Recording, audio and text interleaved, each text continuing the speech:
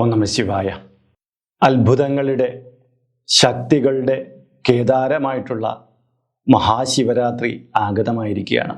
ശിവഭക്തർക്കെല്ലാം മനസ്സിന് ആഹ്ലാദം നിറയ്ക്കുന്ന ഒരു ദിവസമാണ്. കാര്യം ഭഗവാൻ നേരിട്ട് അവരെ സ്പർശിച്ച് അവരുടെ ദോഷങ്ങളെ മാറ്റിയെടുക്കുന്ന ദിവസം. ഈ ദിവസം വ്രതമെടുക്കുന്നവരുണ്ട്, പല കാരണങ്ങൾ കൊണ്ട് വ്രതമെടുക്കാൻ കഴിയാതെ പോകുന്നവരുണ്ട്. ആരോഗ്യസ്ഥിതിയായിരിക്കും പലപ്പോഴും വ്രതമെടുക്കാൻ കഴിയാതെ പോകുന്നതിൻ്റെ കാരണം. വ്രതം എടുക്കാൻ കഴിയുന്നവരെല്ലാം ഈ വ്രതം കൈക്കൊള്ളണമെന്നാണ് ഞാൻ പറയാറുള്ളത്. അത്രയ്ക്ക് മഹത്തരമായിട്ടുള്ള വ്രതം. ഇനി വ്രതം എടുക്കാൻ കഴിയാതെ പോകുന്നവരും ആ ദിവസം മത്സ്യമാംസാദികൾ ഉപേക്ഷിച്ച് ആ ഭക്തി പുരസരം ആ ദിവസത്തെ വരവേൽക്കണമെന്നാണ് പറയാറുള്ളത്. അപ്പോൾ വ്രതം എടുക്കാൻ തീരെ കഴിയാത്ത ചിലരുണ്ട്. അതെന്ന് പറഞ്ഞാൽ ആർത്തവകാലത്തിൽ നിൽക്കുന്ന സ്ത്രീകൾക്ക് പറ്റില്ല. അതുപോലെ തന്നെ പുലവാലായ്മകളുണ്ടെങ്കിൽ കഴിയില്ല. ചിലപ്പോൾ കിടപ്പ് രോഗികളായിട്ടുള്ള ആൾക്കാർക്ക് അവർക്ക് അതിനൊന്നും പറ്റില്ല. അവർക്ക് അവരുടെ കാര്യം അവർക്ക് മനസ്സിൽ ഭഗവാനെ കണ്ട് അവരുടെ ആ ദിവസത്തെ നന്നായിട്ട് മുന്നോട്ട് കൊണ്ടുപോകാം. പക്ഷേ വ്രതം എടുക്കുന്നവർക്കും വ്രതം എടുക്കാൻ കഴിയാതെ ചില സാഹചര്യങ്ങളിൽ നിൽക്കുന്നവർക്കും ചില പൂജകളൊക്കെ ചെയ്യണമെന്നുണ്ട്. അപ്പോൾ വ്രതം എടുക്കുന്നവർക്ക് ലളിതമായ രീതിയിൽ ഒരു പൂജ ചെയ്യാനാണ് പ്രയാസം. എല്ലാത്തരം പൂജകളും അതിൻ്റെ സവിശേഷതകൾ കൊണ്ട് അവരുടെ കൈപ്പിടിയിൽ നിൽക്കുന്നതല്ല. അപ്പം ലളിതമായിട്ടൊരു പൂജ ചെയ്ത് ശിവചൈതന്യം പൂർണ്ണമായിട്ട് സിദ്ധിക്കുക എന്ന് പറയുന്നത് വലിയൊരു കടമ്പയായിട്ടാണ് പലരും കരുതുന്നത്. എന്നാൽ ഞാനിന്ന് പറയാൻ പോകുന്നത് വളരെ ലളിതമായിട്ട് നിങ്ങൾക്കൊരു ശിവപൂജ ചെയ്യുകയും ശിവകടാക്ഷം പൂർണ്ണമായിട്ട് സിദ്ധിക്കുകയും ചെയ്യുക എന്നുള്ളതാണ്. അപ്പോൾ അതിന് ശിവരാത്രി ദിവസം മാത്രമല്ല നമുക്ക് ഈ പൂജ ചെയ്യാൻ പറ്റുക, പ്രദോഷ ദിവസവും നമുക്കിത് ചെയ്യാൻ പറ്റും. വളരെ ലളിതമാണെന്ന് പറഞ്ഞത് ഒരു നിലവിളക്കും 5 നാണയവും കുറച്ച് ഭസ്മവും ഉണ്ടെങ്കിൽ ഏതൊരാൾക്കും ചെയ്യാൻ പറ്റും. കുറച്ച് പൂക്കൾ കിട്ടാനുണ്ടെങ്കിൽ ആ പൂക്കളും നമുക്കിതിന് ഉപയോഗിക്കാം. അപ്പോൾ അത് എപ്രകാരമാണെന്ന് നമുക്ക് പൂർണ്ണമായിട്ടൊന്ന് മനസ്സിലാക്കാം.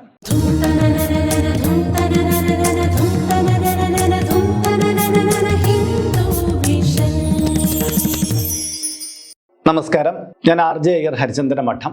ശിവരാത്രി വ്രതം എടുക്കുന്നവർ പൊതുവിൽ പറയാറുള്ളതാണ്, ചില ധ്യാനങ്ങളുണ്ട്, ചില മന്ത്രങ്ങളുണ്ട്, ചില കീർത്തനങ്ങളുണ്ട്. അതൊക്കെ ജപിച്ച് കുറച്ച് മുന്നോട്ട് പോകുമ്പോൾ വേറെ എന്തെങ്കിലും കുറച്ച് കാര്യങ്ങളും കൂടി ഭഗവാന് വേണ്ടി ചെയ്തിരുന്നെങ്കിൽ നന്നായിരുന്നു എന്ന് തോന്നാറുണ്ട്. പക്ഷെ ഒരു പൂജകളും അങ്ങനത്തെ കാര്യങ്ങളും വശമില്ല.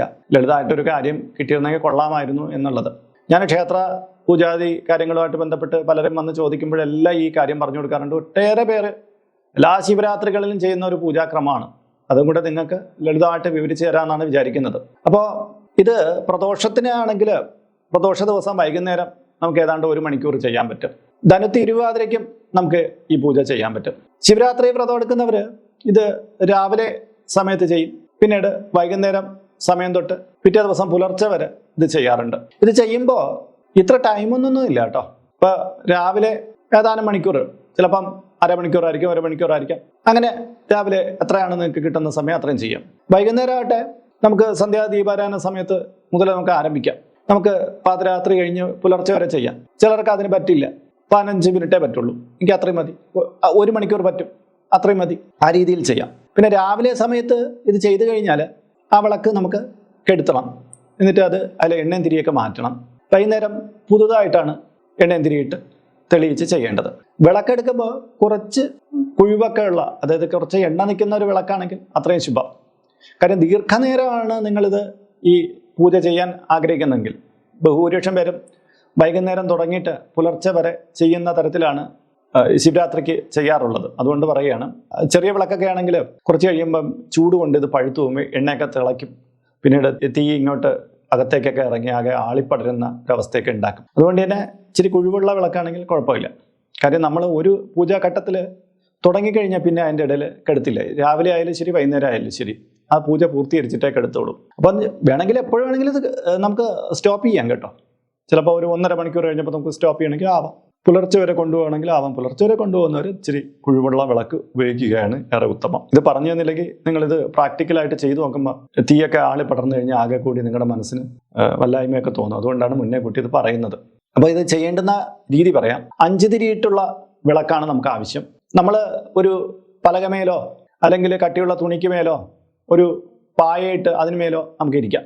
നിലത്തിരിക്കണം, കിഴക്കോട്ട് നോക്കിയിരിക്കാം. പൂജാമുറി ഉണ്ടെങ്കിൽ പൂജാമുറി ഇരിക്കാം, അല്ലെങ്കിൽ നമുക്ക് പുറത്തൊരു ചിത്രം വച്ചിട്ട് ശിവശക്തിമാരുടെ ഏതെങ്കിലും ശിവനെ സങ്കല്പിച്ച് ചിത്രം വച്ചിട്ട് മുന്നിൽ വെച്ചിട്ട് നമുക്ക് അതിന് മുന്നിലിരിക്കാം. അതൊന്നും ഇല്ലെങ്കിൽ ഒരു നിലവിളക്ക് മുന്നിൽ വെച്ചിട്ട് ഒരു പരന്ന പാത്രം അതിന് പുറത്ത് വിളക്ക് വയ്ക്കുക. ചിലർ വാഴയില ഉപയോഗിക്കും, കിഴക്കോട്ട് തുമ്പിട്ട് വാഴയില ഉപയോഗിക്കും, അതും ഗുണകരം തന്നെയാണ്. 5 തിരിയിട്ട് വിളക്ക് തെളിയിക്കുക. വിളക്ക് തെളിയിച്ചതിന് ശേഷം അതിന് കീഴെ ഓരോ നാണയങ്ങൾ വയ്ക്കുക. ഓരോ തിരിയുടെ കീഴെ ഓരോ നാണയങ്ങൾ വയ്ക്കുക. ഈ 5 തിരി എന്ന് പറഞ്ഞാൽ 5 അക്ഷരങ്ങളെയാണ് സൂചിപ്പിക്കുന്നത്, പഞ്ചാക്ഷരങ്ങൾ. ന, മ, ശി, വാ, യ, ഈ അക്ഷരങ്ങളാണ്. അപ്പോൾ ഇത് പ്രതീകം ചെയ്യുന്നത് ഭഗവാനെ തന്നെയാണ്.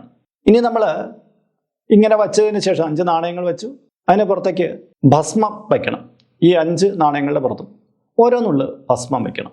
എന്നിട്ടാണ് നമ്മൾ ജപം ആരംഭിക്കേണ്ടത്. വിളക്ക് തെളിയിച്ചു, നാണയം വെച്ചു, നമ്മൾ മന്ത്രജപത്തിലേക്ക് ഇരിക്കുകയാണ്.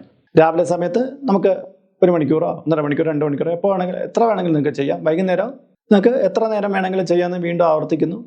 ഇടയ്ക്ക് 1 മണിക്കൂർ മാത്രമേ കഴിയുള്ളൂ, അരമണിക്കൂർ മാത്രമാണ് കഴിയുക, അതിലൊന്നും ഒരു കുഴപ്പമില്ല. പക്ഷെ ഒരു കാര്യമുണ്ട്, വൈകുന്നേരം തെളിയിച്ചു കഴിഞ്ഞാൽ ഇതിൻ്റെ ഇടയ്ക്ക് പിന്നെ വിളക്ക് കെടുത്തിയിട്ട് വീണ്ടും വന്നിരുന്ന് ചെയ്യാൻ പറ്റില്ല. ഒരു തവണ ജപിച്ചു കഴിഞ്ഞാൽ അത് പൂർത്തീകരിക്കണം. രാവിലെ ആണെങ്കിലും ഒരു തവണ അത് പാടുള്ളൂ.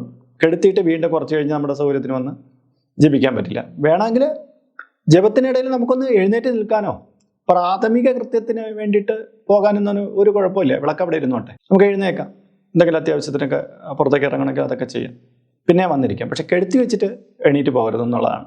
അപ്പോൾ വിളക്ക് തെളിയിച്ചു വെച്ച് നമ്മൾ ജപിക്കണം, കൈകൂപ്പി തൊഴുത് ജപിക്കണം. ജപിക്കേണ്ടുന്ന മന്ത്രം ഇങ്ങനെയാണ്: ഓം നമോ ഭഗവതേ സദാശിവായ നീലകണ്ഠായ ഹ്രീം നമ. ഓം നമോ ഭഗവതേ സദാശിവായ നീലകണ്ഠായ ഹ്രീം നമ. ഇത് ഭഗവാന്റെ അദ്ഭുത ധാരാമന്ത്രങ്ങളിൽ പ്രധാനപ്പെട്ട മന്ത്രമാണ്. ഇത് നമ്മിലെ നെഗറ്റീവുകളെല്ലാം മാറ്റി നമുക്ക് ഊർജ്ജസ്വലതയും നമുക്ക് ഐശ്വര്യങ്ങളെയും പ്രദാനം ചെയ്യുന്നതാണ്. നമുക്ക് മാത്രമല്ല, ഇത് ജപിക്കുന്ന കുടുംബത്തിലെല്ലാം ഇത് ഗുണം ചെയ്യുന്നതാണ്. അവരുമായി വേണ്ടപ്പെട്ട എല്ലാവർക്കും നേട്ടം കിട്ടുന്ന ഒരു മന്ത്രമാണ്. ഈ മന്ത്രധ്വനികളുടെ ശക്തി കൊണ്ട് തന്നെ ആ വീടിനകത്തുണ്ടാകുന്ന പല നെഗറ്റീവായിട്ടുള്ള കാര്യങ്ങളും അപ്പോഴേ തന്നെ മാറിപ്പോകുന്നതാണ്. അപ്പോൾ ഇത് തുടർച്ചയായിട്ട് ജപിക്കുമ്പോൾ ചിലർ പൂക്കൾ അർപ്പിച്ച് ജപിക്കാറുണ്ട്. ഓരോ മന്ത്രത്തിന് ശേഷം പൂക്കൾ അർപ്പിക്കാറുണ്ട്. ചിലരായിട്ട് തൊഴുത് ജപിക്കും. നമ്മൾ തൊഴുത് ജപിക്കുമ്പോൾ ശ്രദ്ധിക്കേണ്ട കാര്യം, ഓരോ തവണയും നമ്മൾ മന്ത്രം ജപിച്ചതിന് ശേഷം നമ്മൾ വലത് കൈ കൊണ്ട് മുന്നിലെ വിളക്കിൻ്റെ ചുവട്ടിൽ തൊടുകയോ അല്ലെങ്കിൽ നേരെ മുന്നിലിരിക്കുന്ന ആ നാണയമില്ലേ, തൊട്ട് മുന്നിലിരിക്കുന്ന നാണയം, ആ നാണയത്തെ തൊടുകയോ ചെയ്യും. ഒന്നേ വിളക്കിൻ്റെ പാദത്തിൽ തൊടുക, അല്ലെങ്കിൽ മുന്നിലെ നാണയത്തെ തൊടുക. വെറുതെ ജപിച്ചുകൊണ്ടിരിക്കുന്നതിലും തെറ്റില്ല. എങ്കിൽ ഇങ്ങനെ നമ്മൾ ഓരോ തവണ ജപിച്ചിട്ട് നമ്മുടെ ശരീരത്തിൽ നിന്നുള്ള നെഗറ്റീവുകൾ ഇങ്ങനെ പുറത്തേക്ക് എടുക്കുന്ന രീതിയുണ്ട്. അതും കൂടെ ഇതിൽ കൂട്ടത്തിൽ പറഞ്ഞു എന്നേ ഉള്ളൂ.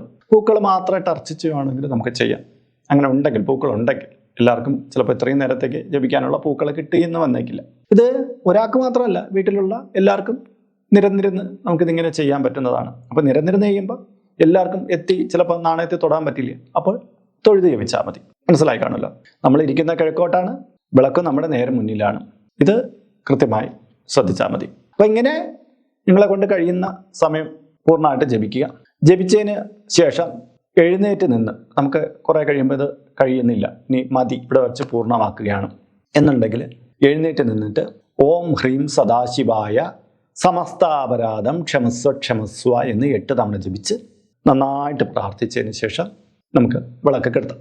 വിളക്ക് കെടുത്തിയിട്ട് അതിന് ചുറ്റുപാടിരിക്കുന്ന നാണയങ്ങൾ എടുത്തിട്ട് നമുക്ക് അന്നേ ദിവസമോ 7 ദിവസത്തിനുള്ളിലോ ഏതെങ്കിലും ശിവക്ഷേത്രത്തിൽ സമർപ്പിക്കാം. വളരെ ലളിതമല്ലേ ഈ കാര്യങ്ങളെല്ലാം. അപ്പോൾ ഇത്തവണത്തെ ശിവരാത്രിക്ക് നിങ്ങൾക്കിത് ചെയ്യാം. ശിവരാത്രി കഴിഞ്ഞ് പ്രദോഷത്തിനും വ്രതം എടുക്കണമെങ്കിൽ, വ്രതം എടുത്തില്ലെങ്കിലും നിങ്ങൾക്ക് ഇത് ജപിക്കാം. വളരെ ഗുണകരമായിട്ടുള്ള കാര്യമാണ്. അപ്പോൾ ഇതുമായിട്ട് ബന്ധപ്പെട്ട് എന്തെങ്കിലും സംശയങ്ങൾ നിങ്ങൾക്ക് ഇനി ഉണ്ടായിട്ടുണ്ടെങ്കിൽ ഇതിൻ്റെ കീഴെ കമൻറ്റ് ബോക്സിൽ രേഖപ്പെടുത്തിയാൽ മതി, ഞാനത് മറുപടി തരാം. പിന്നെ ഇതിൻ്റെ കമൻറ്റ് ബോക്സിലും ഡിസ്ക്രിപ്ഷൻ ബോക്സിലും നമ്മുടെ വാട്സപ്പ് ചാനലിൻ്റെ ലിങ്ക് കൊടുത്തിട്ടുണ്ട്.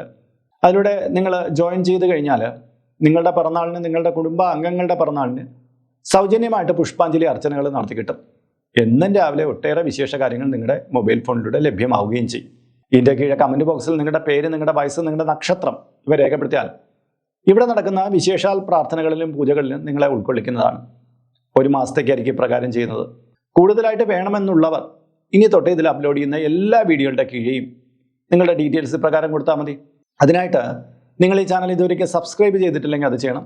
ഒപ്പം തന്നെ ഈ വീഡിയോ ഒന്ന് ലൈക്ക് കൂടി ചെയ്യണം. കാര്യമെങ്കിൽ മാത്രമല്ലേ പുതുതായിട്ട് അപ്ലോഡ് ചെയ്യുന്ന വീഡിയോകളെക്കുറിച്ച് നിങ്ങൾക്ക് നോട്ടിഫിക്കേഷനും റെക്കമെൻഡേഷനും ഒക്കെ കിട്ടുള്ളൂ. അതുകൂടെ പ്രയോജനപ്പെടുത്തുക. ഇതിൽ കാണുന്നത് എൻ്റെ വാട്സപ്പ് നമ്പറാണ്. ജ്യോതിഷ സംബന്ധമായതും പൂജാ സംബന്ധമായതുമായ അപ്പോയിൻമെൻറ്റിന് വേണ്ടിയിട്ടാണ് ഇത് നൽകിയിരിക്കുന്നത്. നേരിട്ട് വിളിച്ചു കഴിഞ്ഞാൽ കിട്ടുകയില്ല. നിങ്ങളുടെ പേര്, നിങ്ങളുടെ സ്ഥലം ഇവ രേഖപ്പെടുത്തി വാട്സപ്പിലൂടെ മെസ്സേജ് ചെയ്യുക. അപ്പോൾ അഡ്മിൻ ഒരു മാർഗ്ഗനിർദ്ദേശം അയച്ചു നൽകുന്നതാണ്. ആ മാർഗ്ഗനിർദ്ദേശം അനുസരിച്ച് അപ്പോയിൻമെൻ്റ് എടുത്തിട്ട് വിളിക്കാവുന്നതാണ്. അപ്പോൾ മറ്റൊരു വീഡിയോ മറ്റൊരു വിശേഷമായിട്ട് വീണ്ടും കണ്ടുമുട്ടും വരെ എല്ലാവർക്കും നമസ്കാരം. നിങ്ങളുടെ സ്വന്തം RJ ഹരിചന്ദ്ര മഠം. നമസ്തേ.